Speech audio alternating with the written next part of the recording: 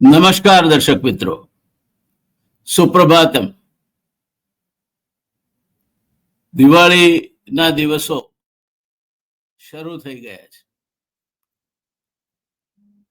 દિવાળી માટે એવું કહેવાય છે કે દિવાળીના દિવસમાં ઘર ઘર દીવા થાય, ફટાકડા ફટ ફટ ફૂટે ને બાળક બહુ હરખાય.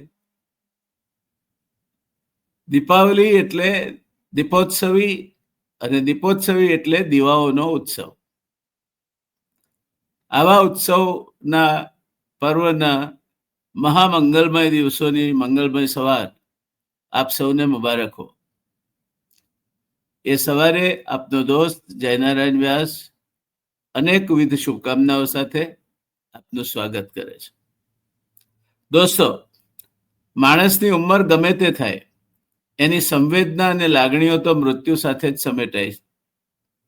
જેમ બાળક કોઈ પોતાની નોંધ લે તે માટે મથે છે, તે જ રીતે વૃદ્ધોને પણ કોઈ એમની સાથે વાત કરે, કોઈ એમની સલાહ લે, કોઈ એમને પોરસાવે, તે ગમે છે.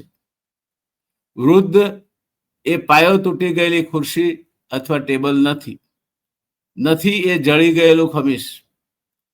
વૃદ્ધને ઘસાઈ ગયેલો સિક્કો કે ફાટી ગયેલી નોટ માની અને એને ચલણમાંથી કે વપરાશમાંથી કાઢી નાખવા એ વૃદ્ધત્વનું અપમાન છે.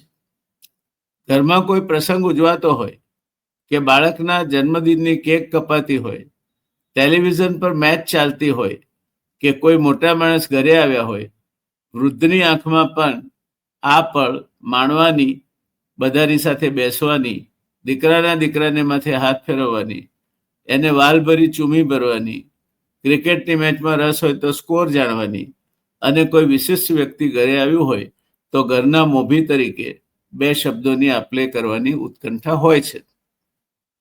ઘણી જગ્યાએ મેં જોયું છે દોસ્તો કે ઘરના વડીલ માટે નવા કપડાં લેવાના હોય તો પહેલો હિસાબ મુકાય. આટલા બધા કપડાં અને હવે આ ઉંમરે શું કરવા છે? કોઈ વળી કહે કે આ ઉંમરે વળી બહાર જમવાના ચટાકા કરવાનું શું કામ છે? આ ઉંમરે કોઈકના લગ્નમાં તમારે શું જવાનું હોય? ઘણા લગ્નો માલ્યા. અરે, આ ઉંમરે એટલે કેમ? આ વૃદ્ધ આવતીકાલે ટપકી જવાના છે અને તમે અમરપટ્ટો લખાવીને આવ્યા છો? ચીર યૌવનનું વરદાન લઈને આવ્યા છો એવું જો તમે માનતા હો તો સમજી લેજો કે જીવન ક્ષણભંગુર છે.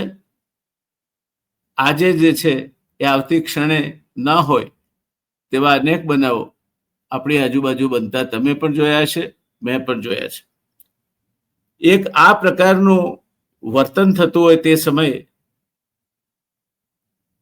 નિસહાયતાનો અહેસાસ મેં બે જ જગ્યાએ જોયો છે. સાવ નિસહાય લાગે ક્યાં? તો એક આ પ્રકારનું વર્તન થતું હોય ત્યાં વૃદ્ધ કે વૃદ્ધાની આંખમાં, અને બીજો બાપડી થઈ ગયેલી એટલે કે માલિકે તગડી મૂકેલી ગાયની આંખમાં. આવી ગાયને રોટલી ખવડાવીએ તો એ પણ ડોક ઊંચી કરીને હાથથી પંપાળવા કહે છે. મૂંગા પશુને પણ વાલ જોઈએ છે. તો આ તો માણસ છે. માની લઈએ સૌના કામમાં વ્યસ્ત છે, પણ આખા દિવસમાં 10 મિનિટ પણ ન નીકળી શકે. ક્યાંક બીજું જોવા મળે છે. એમાં પેલો દોઢ વાંક વગર પ્રશ્ન ઉભો થતો નથી એ સિદ્ધાંત કામ કરે છે. પેલા વૃદ્ધ કે વૃદ્ધાને હજુ પણ બધું જ પોતાને પૂછાય અને બધું જ પોતાની જાણમાં હોય એનો અભરખો છે.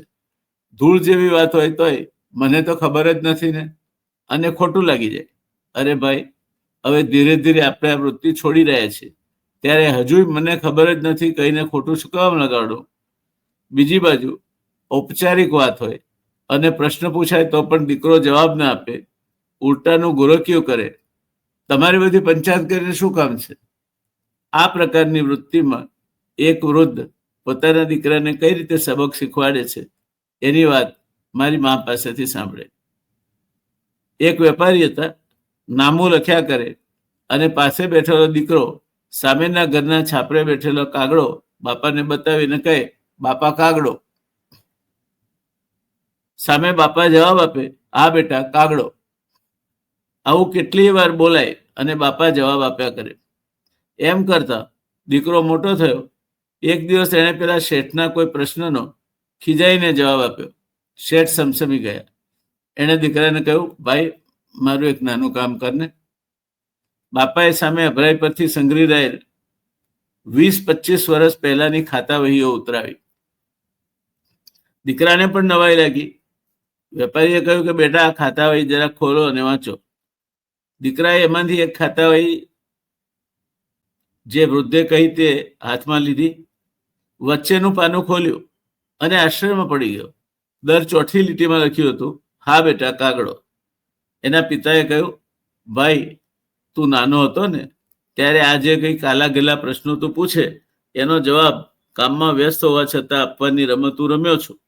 તને એક પ્રશ્નમાં ગુસ્સો આવી ગયો દોસ્ત. આટલી ઓછી ધીરજ. પેલા દીકરાની ભૂલ સમજાઈ અને એણે માફી માંગી. આ બાપા કાગડો અને જવાબમાં હા બેટા કાગડો વાળી રમત આપણા બધાના જીવનમાં રમાય છે. એ વખતે પિતાની ધીરજ હોય છે. આજે પિતા વૃદ્ધ છે, એને કોઈ નાનો મોટો પ્રશ્ન હોય તો જવાબ આપવા જેટલું સૌજન્ય દર્શાવીને એની લાગણીને પંપાળી ન શકાય. દોસ્તો યાદ રાખો, જીવન છેવટે લાગણીઓનો ખેલ છે. જીવન છેવટે લાગણીઓનો ખેલ છે. બાળકને બાળકની લાગણી છે, યુવાનને યુવાનની લાગણી છે, વૃદ્ધને વૃદ્ધની લાગણી છે, અને લાગણી તો જીવન છે. એ લાગણીઓને સમજી, સંકોરી, પંપાળી, પ્રેમથી ન જીવી શકાય. આવું થાય તો ઘરમાં વૃદ્ધને ક્યારેય અકારું નહીં લાગે. આવા ઘરમાં વૃદ્ધ ક્યારેય એવું કહેતો નહીં સંભળાય કે હવે તો ભગવાન લઈ લે તો સારું. વૃદ્ધત્વે આમ તો જીવનનો એક ઉત્સવ ગણી શકાય અને વૃદ્ધત્વને જીવનનો એક ઉત્સવ બનાવવામાં ફાળો આપવા જેટલી મોટી યાત્રા બીજી કોઈ હોઈ શકે ખરી?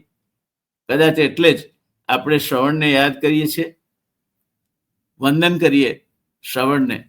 પેલી પંક્તિઓ તો યાદ છે ને, સરવણ કાવડ લઈને ફરતો, સરવણ કાવડ લઈને ફરતો, સેવા માત પિતાની કરતો, સેવા માત પિતાની કરતો, તીર્થે તીર્થે ડગલા ભરતો, સરવણ જાય જાય જાય તીર્થે તીર્થે ડગલા ભરતો, સરવણ જાય જાય જાય. તો બસ દોસ્તો, શ્રવણની યાદમાં એને વંદન કરી અને આ વાત પૂરી કરીએ. તમારા ઘરમાં કોઈ વૃદ્ધ હોય તો જરા જાળવી લેજો ને. એને ક્યાં કાઢ્યા એટલા કાઢવાના છે. તમને આવડા મોટા કર્યા તો તમે એની વૃદ્ધાવસ્થા નહીં સાચવી લો. તમારા પર છોડું છું, જેવી તમારી પુણ્યાઈ. આવજો. તમારો આવનાર દિવસ સુખમય બની રહે, ધાર્યા કામ થાય, કોઈકના મોં પર સ્મિત લાવવામાં નિમિત્ત બનો અને ખુશી ખુશી સાંજે પાછા પંખી મેળામાં પાછા ફરી કલબલાટ કરતા કુટુંબ સાથે જોડાઈ જાઓ. એ જ મારી હાર્દિક શુભકામનાઓ. આવજો ત્યારે.